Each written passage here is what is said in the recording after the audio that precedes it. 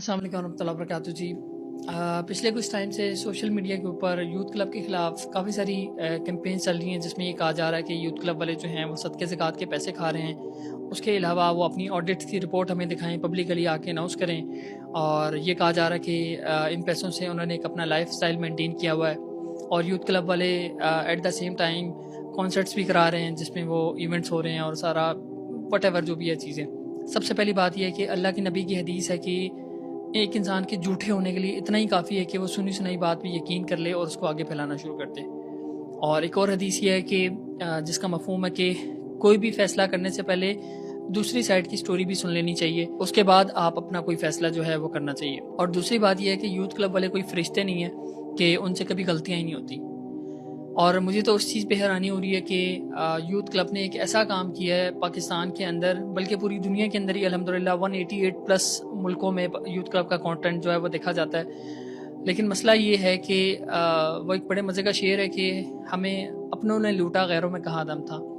गैर तो कोई ऐसी बात कर ही नहीं सकते थे, उन्हें कोई मौका ही नहीं मिल रहा था। लेकिन शैतान ने ऐसा कमला किया हमारे अपने भाइयों को कोट एंड कोट इस्लाह करने के लिए कि हम अपने भाइयों की इस्लाह कर रहे हैं। और इस्लाह करने के लिए उन्होंने एक स्टूडियो सेटअप किया, उसमें पॉइंट्स बनाए और उसमें बैठ के वीडियो रिकॉर्ड की, फिर उसको एडिट किया, फिर उसको अपलोड किया, पता नहीं क्या कुछ किया। अगर आप लोगों ने यूथ क्लब छोड़ के जाना था तो आप ठीक है छोड़ देते कि हमने यूथ क्लब छोड़ दिया, हमारा ऐसा कोई अभी लिंक नहीं है, ये वो वट एवर। फिर आगे आपको दूसरा पैराग्राफ लिखने की क्या ज़रूरत थी कि भाईजान हम इसलिए छोड़ा है कि यही ऐसे हैं वैसे हैं। भाईजान आपको मसाइल थे तो आपने छोड़ा था, छोड़ा भी नहीं था बल्कि आपको निकाला गया है। और उस निकालने की वजह से आपने ये हरकत की और आपने छोड़ने के बाद सोशल मीडिया पे एक अजीब तूफान बदतमीजी बर्पा कर दिया। और जो यूथ क्लब एक काम कर रहा था उस काम को लिबरल्स ने तो उस तरह नुकसान नहीं पहुंचाया जिस तरह आपने शैतान का भाई बन के ये हरकत की है। एनीवे थोड़े अरसे में ये सारी चीज़ें क्लियर हो जाएंगी। चले मैं ऐसा करता हूँ कि आपको जो फैक्ट के साथ बात करते हैं। सबसे पहले ये आपको बताते हैं कि जो फ्लड वाला पैसा था वो कहाँ गया।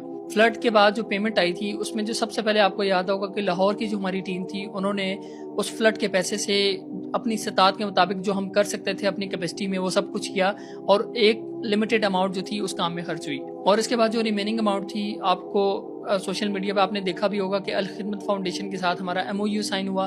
उसकी वजह ये थी कि हमारे पास इतनी कैपेसिटी नहीं है कि हम इतने दूर दराज इलाकों में जाके सारा काम कर सकें, तो वो जो पेमेंट थी वो पेमेंट उस काम में इस्तेमाल हुई। उसके अलावा ये कहा जा रहा है कि इन पैसों से बाइक्स खरीदे गए हैं और इन पैसों से अयाशियाँ की गई हैं। सबसे पहले तो मैं आपको ये बता दूंगा यूथ क्लब ऐसा नहीं है कि यूथ क्लब के ऑफिस में पैसों का ढेर लगा हुआ है, लोगों के सदके ज़कात के पैसे पड़े हुए हैं और लोग यूथ क्लब वाले आते हैं और पैसे उठाते हैं और रिहायशियाँ करते हैं। कोई भी पेमेंट जो आपने यूथ क्लब से लेनी होती है उसके लिए पहले प्रॉपर अप्रूवल होता है जो आपके लाइन मैनेजर से होता है, फिर आपके कंट्री हेड से होता है, फिर उसके बाद फाइनेंस डिपार्टमेंट के पास जाता है, उसके अप्रूवल के बाद फिर वो पेमेंट आपको मिलती है। और वो भी वो पेमेंट होती है जो अप्रूव होके जाती है। ऐसा नहीं है कि वो भाई ने एक रेफरेंस दे दिया कि 8-10 लाख का हमारा वो बिल बना था और किसी ने पूछा नहीं, किसी ने। भाईजान क्या हो गया यार, आप उस टाइम हेड थे वहां पे, आपने वो अप्रूवल दिया होगा, आपने वो काम करवाया होगा, तभी वो चीज आगे गई है। एनीवे वो एक लंबी स्टोरी है, वो इंशाल्लाह फिर जब डिटेल में वो बात होगी तो फिर आमने सामने होंगे तो वो चीजें क्लियर हो जाएंगी।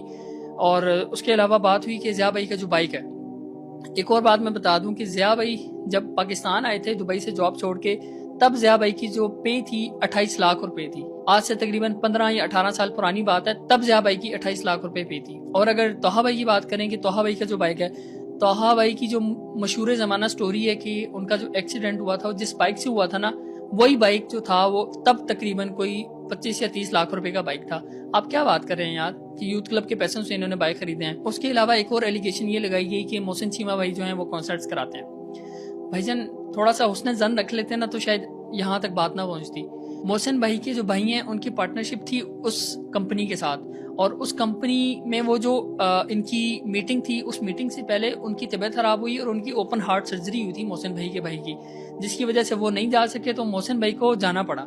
मोहसिन भाई जब गए तो उन्होंने वो जो मीटिंग थी उस मीटिंग में ये बातें उनसे की कि भाईजान ये कॉन्सर्ट्स कराने के हम हक में नहीं है, हम तो उसको हराम समझते हैं कि म्यूजिक और वो सारी चीज़ें, अगर यही हम लोग ठीक समझते होते तो हम पागल हैं। यूथ क्लब के अंदर इतनी जो हमने लाखों वीडियोस बनाई हैं उसमें हम म्यूजिक यूज करते। एनीवे वो अलग टॉपिक है। तो मोहसिन भाई ने उनको उनकी नसीहत की, वो बेसिकली कपल है और उनके साथ उनकी पार्टनरशिप थी। तो वो जो कपल है उसके बाद फिर उन्होंने यानी अल्लाह के फजल से उन्होंने इस बात को सुना और उसके बाद उन्होंने ये फैसला किया कि अब वो इस तरह के कॉन्सर्ट्स नहीं करेंगे। तो वो सारा मामला था उनका फैमिली बिजनेस के अंदर, उनकी पार्टनरशिप थी और वो सारा कुछ था। تو یہ بیسیکلی وجہ تھی جس کی وجہ سے وہ ان کی پکچرز جو وائرل ہوئی، وائرل تو نہیں خیر ہوئی، وہ جو ان کی ویب سائٹ پہ پکچرز پوسٹ ہوئی اور ان پکچرز سے انہوں نے ایک نئی کہانی بنا کے دنیا کو ایک اور چہرہ دکھایا اس کا. اور اسی طرح کافی ساری الیگیشنز لگائی تھی. اب ایک ویڈیو کے اندر اتنی ساری باتیں بتائی نہیں جا سکتی، لیکن ایک اور بات یہ ہے کہ جب یہ ساری چیزیں سامنے آئی اور اس میں سے کچھ بھائی تھے جو اسلام آباد بیسڈ ہیں، ان سے بات ہوئی کہ بھائی جان آپ کے یہ مسائل ہیں نا، چلیں آپ ایسا کریں زیابی سے ٹائم لیتے ہیں اور ایک میٹنگ ارینج کرتے ہیں، آپ آ جائیں زیابی سے میٹنگ کر لیں. انہوں نے کہا ٹھیک ہے کر دیں، ہم آ جائیں گے. میٹنگ ارینج کروائی اور وہ بھائی نہیں آئے. پھر ہم نے کہا چلیں کوئی بات نہیں، انہوں نے کہا ہماری مجبوری ہے ہم نہیں آ سکتے. ہم نے کہا ٹھیک ہے. ایک اور میٹنگ ارینج کروائی، اس کے اندر بھی وہ بھائی نہیں آئے. فیس ٹو فیس بیٹھ کے آپ اس طرح سے باتیں کر نہیں رہے، لیکن آپ نے سوشل میڈیا پہ ڈنڈورا پیٹا ہوا ہے.